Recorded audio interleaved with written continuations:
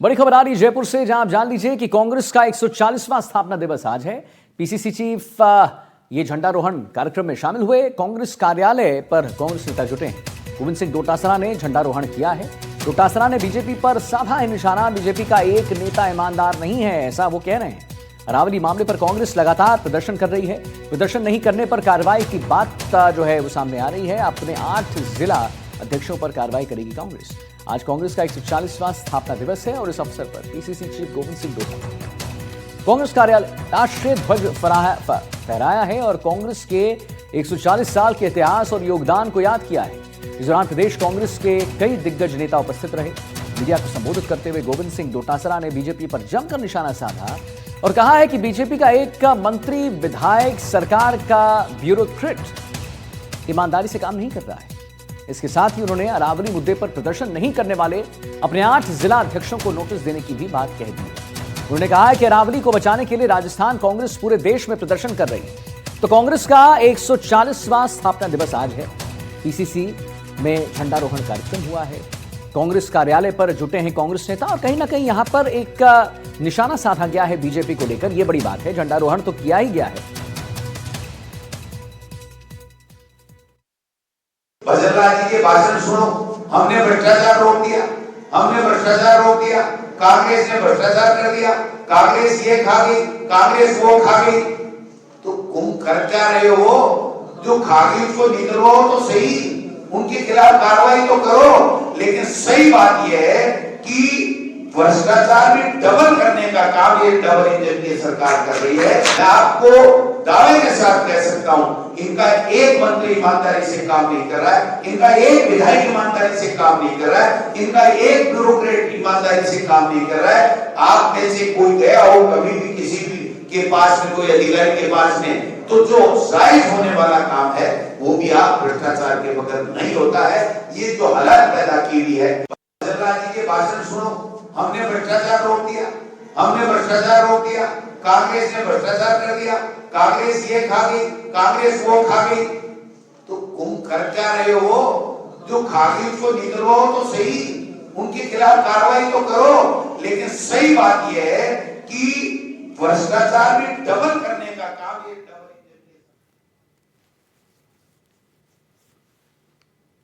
एक मंत्री ईमानदारी से काम। तो डोटासरा ने साधा है निशाना बीजेपी पर और कांग्रेस का 140वां स्थापना दिवस आज कांग्रेस कार्यालय में झंडारोहण किया गया है गोविंद सिंह डोटासरा द्वारा। और डोटासरा द्वारा झंडारोहण तो किया गया है, लेकिन यहां पर बीजेपी पर भी निशाना साधा गया है। बड़ी बात।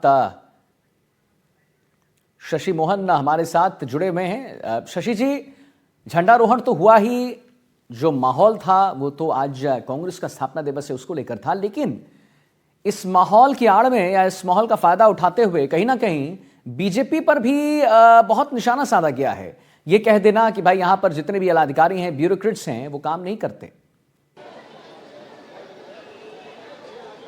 देखिए, पीसीसी चीफ गोविंद डोटासरा अपने बयानों के अंदाज के लिए जाने जाते हैं और आज इस मौके पर उन्होंने सरकार को निशाने पे लिया, लेकिन साथ ही ब्यूरोक्रेट्स और बीजेपी के नेताओं को भी निशाने पे ले लिया। उन्होंने कहा कि सरकार का एक मंत्री, एक विधायक, एक ब्यूरोक्रेट कैसे काम कर रहे हैं ये देखना चाहिए। ब्यूरोक्रेट्स के लिए कहा कि कोई किसी की सुन नहीं रहे हैं। हालांकि किसकी नहीं सुनी और कब नहीं सुनी इसको लेकर डोटासरा कुछ नहीं कहे और उन्होंने अपनी पार्टी के नेताओं को भी नहीं छोड़ा। उन्होंने ये कह दिया कि जो नेता, जो कार्यकर्ता जनप्रतिनिधि बन जाते हैं, टिकट ले लेते हैं, पार्टी के सिंबल पर चुनाव लड़ते हैं और पार्टी के कई कार्यक्रमों से दूरी बना के रखते हैं और कार्यक्रम में आते हैं तो औपचारिकता निभाते हैं, फोटो खिंचवा कर चले जाते हैं, उनको भी ऐसे कार्यक्रमों में रहना होगा। उन्होंने एक्रॉस पार्टी लाइन एक तरीके से दोनों तरफ निशाना साधा। हालांकि विपक्ष में है कांग्रेस, इसलिए सत्ताधारी पार्टी और सरकार पर निशाना साधने की तो रस्म उनको निभानी ही थी, लेकिन अपनी पार्टी के नेताओं के लिए भी उन्होंने कह दिया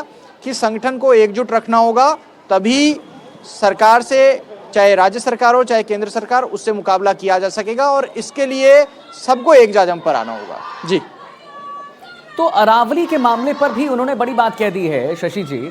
अरावली के मामले पे भी उन्होंने कह दिया है कि जो मतलब उसका बहिष्कार नहीं करेगा, जो ये नहीं कहेगा कि भाई अरावली को बचाओ, जो उस कार्यक्रम में मौजूद नहीं रहेगा उसे भी हटा दिया जाएगा। उस जिसने विरोध नहीं किया उसके तरफ भी कहीं ना कहीं साधा है निशाना। देखिए, कांग्रेस ने अपने सभी जिलाध्यक्षों को ये टास्क दी थी कि अरावली बचाने के लिए आपको प्रदर्शन करना है जिला स्तर पर, और अधिकांश ने प्रदर्शन किया भी। जो संगठन के 50 जिले हैं उनमें से 42 जिलों में प्रदर्शन हो गया, 8 जगह पर प्रदर्शन बाकी है, और उन 8 जगह पीसीसी चीफ गोविंद डोटासरा ने कहा है कि वो नोटिस देंगे और उसके बाद उनसे नोटिस देकर पूछेंगे कि आखिर वहाँ क्यों प्रदर्शन नहीं हुआ, और जल्द से जल्द ये अरावली के समर्थन में सड़क पर उतरने की बात कहेंगे।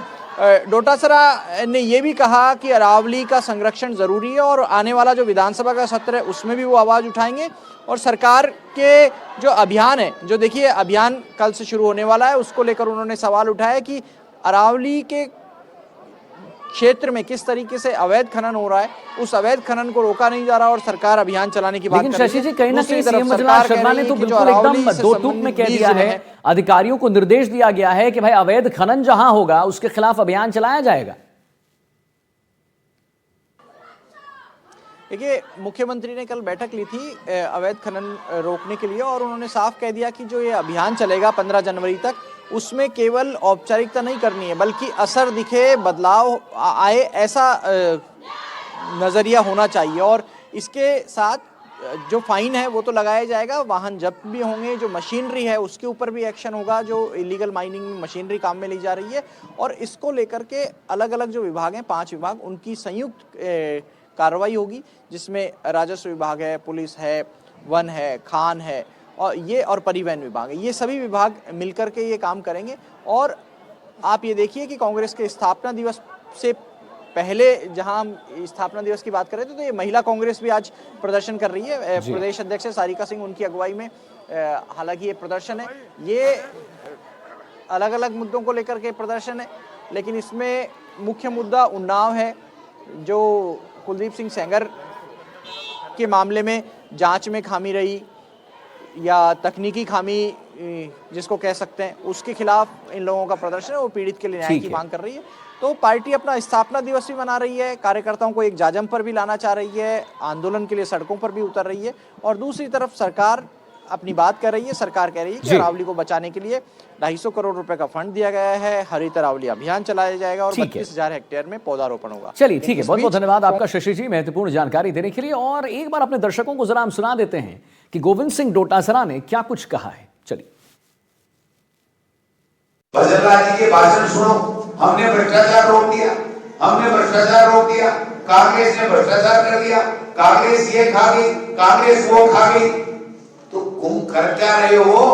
जो खा गई उसको निकलवाओ तो सही, उनके खिलाफ कार्रवाई तो करो। लेकिन सही बात यह है कि भ्रष्टाचार में डबल करने का काम ये डबल इंजन की सरकार कर रही है। मैं आपको दावे के साथ कह सकता हूं, इनका एक मंत्री ईमानदारी से काम नहीं कर रहा है, इनका एक विधायक ईमानदारी से काम नहीं कर रहा है, इनका एक ब्यूरोक्रेट ईमानदारी से काम नहीं कर रहा है। आप में से कोई गया हो कभी भी किसी भी के पास में, कोई अधिकारी के पास में, तो जो जायज होने वाला काम है वो भी आप भ्रष्टाचार के बगैर नहीं होता है। ये जो हालत पैदा की हुई है, अरावली बचाओ जो है, उसके ऊपर भी कल जिला कांग्रेस कमेटियों में मैं रात को रिपोर्ट लेकर के सोता हूँ। मैंने कल रिपोर्ट ली कि 50 जिलों में से कितने जिलों में कल कार्यक्रम नहीं हुआ, 8 जिलों में वो कार्यक्रम नहीं हुआ। मैंने अभी कह दिया कि आज की तारीख में जिन जिन जिला कांग्रेस कमेटियों में अगर कार्यक्रम एक में भी नहीं होता है तो उसको हम लोग नोटिस देकर के पूछेंगे कि भाई ऐसी क्या मजबूरी होगी। बड़ी खबर आ रही जयपुर से, जरा जान लीजिए। सीएम मंजुनाथ शर्मा के अधिकारियों को निर्देश है, अवैध खनन के खिलाफ अभियान चलेगा। अरावली पर्वतमाला में अवैध खनन पर सख्ती होगी। 20 जिलों में अभियान चलाया जाएगा। 29 दिसंबर से 15 जनवरी तक 2026 तक विशेष अभियान चलाया जाएगा। जिला कलेक्टरों द्वारा अभियान का संचालन होगा। प्रदेश में अवैध खनन को लेकर जो है अभियान चलेगा और खनन को जड़ से खत्म किया जाएगा। अवैध परिवहन और भंडारण पर भी एक्शन होगा। तो सीएम मंजुनाथ शर्मा के अधिकारियों को निर्देश है, अवैध खनन के खिलाफ अभियान चलेगा। अरावली पर्वतमाला में अवैध खनन पर सख्ती होगी। 20 जिलों में अभियान चलाया जाएगा। 29 दिसंबर से 15 जनवरी 2026 तक विशेष अभियान चलेगा। जिला कलेक्टरों द्वारा अभियान का संचालन होगा और प्रदेश में अवैध खनन को लेकर यह अभियान जो है इसीलिए तेज किया जा रहा है ताकि अवैध खनन को जड़ से खत्म किया जा सके, उसका खात्मा किया जा सके। अवैध परिवहन और भंडारण पर भी एक्शन देखने को मिलेगा।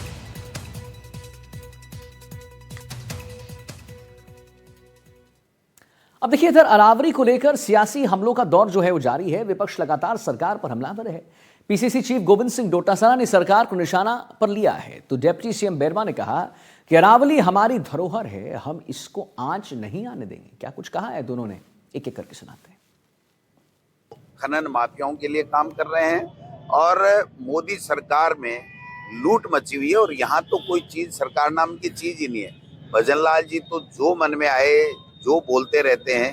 उनको कोई पूछे कि आप अपनी 2 साल की उपलब्धियां आप बताइए कि आपने किसानों के लिए क्या किया, पिछड़ों के लिए क्या किया, बेरोजगारों के लिए क्या किया, शिक्षा के क्षेत्र में क्या किया, बिजली के क्षेत्र में क्या किया।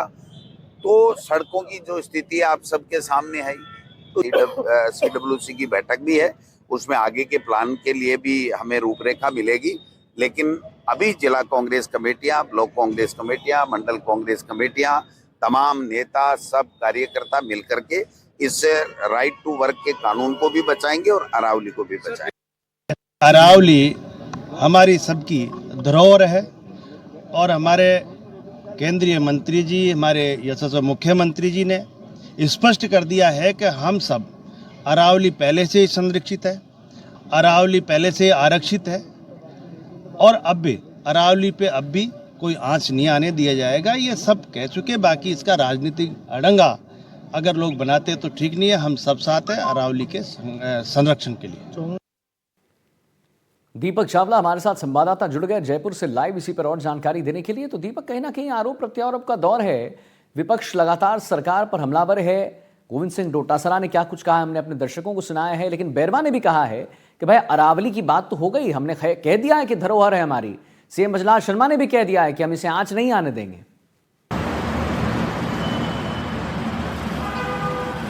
अभी तो देखिए, सरकार जो है वो अपने स्तर पर काम कर रही है, लेकिन ज़मीनी हकीकत कुछ और है। जो खनन माफिया है, अवैध खनन जो चल रहा है, वो हमारे संवाददाता विश्वास भी अलवर गए थे। उन्होंने भी अपने खुफिया जो कैमरे है उसमें तस्वीर कैद की थी और बताया था कि किस तरह से अरावली को जो है नुकसान पहुंचाया जा रहा है। हमारी धरोहर है, लेकिन इस तरह से खनन माफिया उस पर्वत को, उस वन क्षेत्र को नुकसान पहुँचा रहे हैं। और इसी को लेकर अब राज्य सरकार ने एक बड़ा अभियान भी जो है वो छेड़ा है।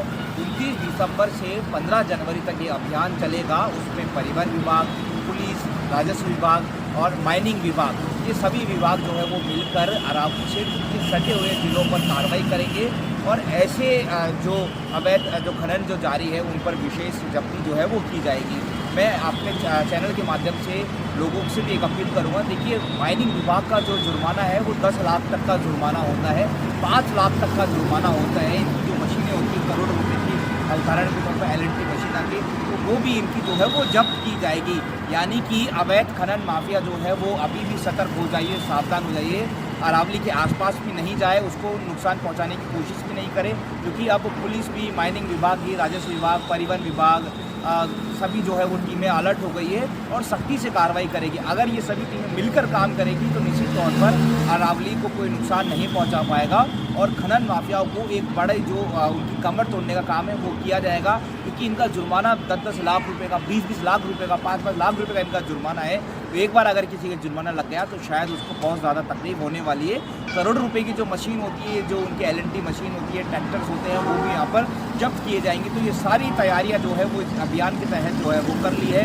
बड़ी बात ये कि 29 से चलेगा और 29 से लगभग 15 दिन या 20 दिन तक ये जो अभियान है 15 जनवरी तक ही चलने वाला है। तो यहाँ पर इसको जो है वो सख्ती से इसको पालना की जाएगी। और ये अभियान टीमें जो है वो कोई भ्रष्टाचारी नहीं कर रही है, टीमें ढंग से काम नहीं कर रही, उसकी मॉनिटरिंग कलेक्टर करेंगे और उसके साथ ही जो आला अधिकारी पुलिस की SP रहेंगी वो भी करेंगी। तो किसी प्रकार की यहाँ पर सरकार जो है कोई कोताही नहीं बरतना चाहती और अरावली को कोई ठेस पहुँचा रहा है तो उसको लेकर भी कहीं ना कहीं टीमें जो है वो इस अभियान के तहत जो है वो कार्रवाई करने में जुट गई है। फिलहाल एक रोड मैप बनाया जा रहा है, अलवर हो, चाहे वो भीलवाड़ा हो, चाहे वो सीरू हो, कहाँ ये अवैध माइनिंग कर रही है वहाँ पर टीमें जा रही है। ठीक है, चलिए दीपक। चलिए दीपक, बहुत बहुत धन्यवाद आपका महत्वपूर्ण जानकारी देने के लिए। दीपक, महत्वपूर्ण जानकारी हमारे दर्शकों तक पहुंचाने के लिए। और अब आगे बढ़ेंगे। सादुलपुर से एक बड़ी खबर आ रही है, उसके बारे में जरा आप जान लीजिए। जहां पूर्व विधायक डॉक्टर कृष्णा की पदयात्रा देखने को मिली है। अरावली बचाओ आंदोलन को लेकर पदयात्रा हुई है। पूनिया अपने निवास से पैदल मार्च शुरू करेंगे। सैकड़ों समर्थकों के साथ पैदल मार्च यात्रा होगी। गांधी पार्क के पास यात्रा का समापन होगा। समर्थकों ने जगह जगह होर्डिंग लगाए हैं। यात्रा में कांग्रेस के पदाधिकारी भी शामिल होंगे। तो सादुलपुर से बड़ी खबर, पूर्व विधायक डॉक्टर कृष्णा की पदयात्रा, अरावली बचाओ आंदोलन को लेकर पदयात्रा। पूनिया अपने निवास से शुरू करेंगे पैदल मार्च। सैकड़ों समर्थकों के साथ पैदल यात्रा होगी। गांधी पार्क के पास ये यात्रा का समापन होगा। समर्थकों ने जगह जगह होर्डिंग लगा दिए हैं। यात्रा में कांग्रेस के पदाधिकारी भी शामिल किए जाएंगे। सैकड़ों समर्थकों के साथ पैदल यात्रा होगी और गांधी पार्क के पास ये यात्रा का समापन होगा। हम आपको लगातार तस्वीर दिखा रहे हैं। समर्थकों ने जगह जगह होर्डिंग लगा दिए हैं और यात्रा में कांग्रेस के पदाधिकारी भी शामिल होंगे। ये बात भी सामने आ रही है। पूर्व विधायक डॉक्टर कृष्णा की पदयात्रा है ये।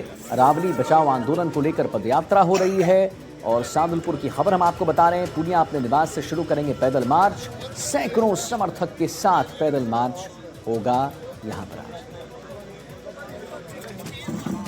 तो समर्थकों ने जगह जगह देखिए होर्डिंग लगा दिए हैं, एकत्रित हो रहे हैं धीरे धीरे। यात्रा में कांग्रेस के पदाधिकारी शामिल होने वाले हैं। पूर्व विधायक डॉक्टर कृष्णा की पदयात्रा है ये और अरावली बचाओ आंदोलन को लेकर पदयात्रा जो है वो तेज है।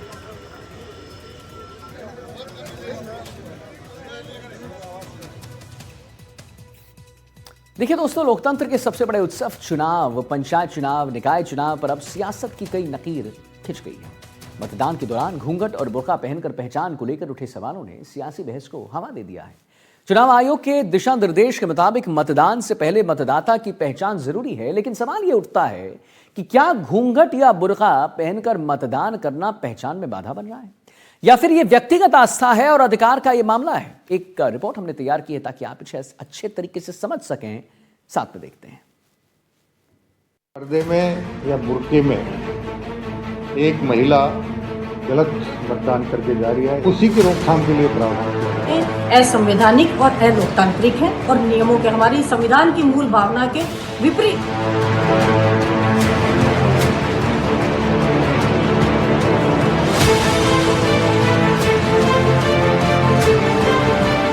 घूंघट और बुर्का वाली महिलाओं की होगी पहचान। पंचायत निकाय की लड़ाई घूंघट और बुर्के पर आई। बुर्के और घूंघट की जांच किस बात का विवाद। पंचायत चुनाव की तैयारी चुनाव आयोग ने शुरू कर दी और इसी बीच आयोग के नए आदेश ने नया सियासी तूफान मचा दिया है। चुनाव आयोग ने साफ कर दिया कि वोटिंग के दौरान घूंघट और बुर्का में आई महिलाओं की जांच के बाद ही उन्हें वोट डालने की इजाजत दी जाएगी। इसके लिए स्थानीय महिला कर्मचारियों की मदद ली जाएगी। कुछ राजनीतिक दलों का कहना है कि फर्जी मतदान रोकने के लिए चेहरे की पहचान जरूरी है। वहीं विपक्ष इस मुद्दे को धार्मिक स्वतंत्रता और महिलाओं की गरिमा से जोड़ रहा है। आंगनबाड़ी और चिकित्सा स्वास्थ्य विभाग की कार्मिक उसी गांव में अपना कर्तव्य निभाती हैं और उन सब का विशेष रूप से गांव की सभी महिलाओं से लगभग संपर्क रहता है।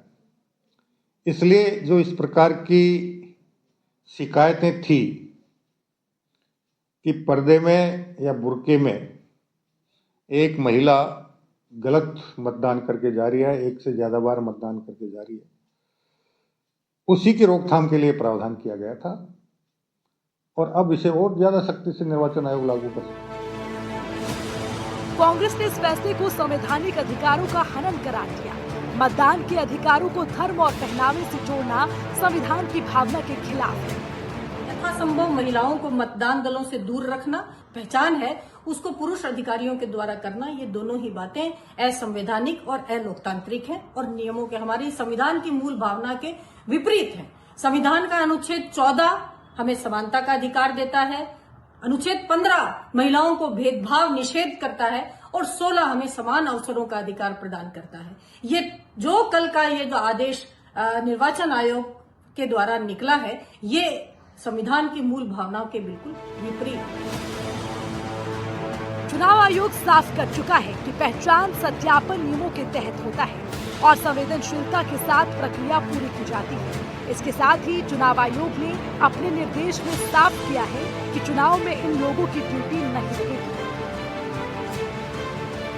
पंचायत निकाय चुनाव और क्या होगी गाइडलाइन? दिव्यांग कार्मिकों की ड्यूटी नहीं लगाने के निर्देश, केंद्रीय कार्मिकों की ड्यूटी न लगाने के निर्देश, उम्मीदवारों के रिश्तेदारों की नहीं लगेगी ड्यूटी, जरूरी सेवाओं के कर्मचारियों की ड्यूटी नहीं लगेगी।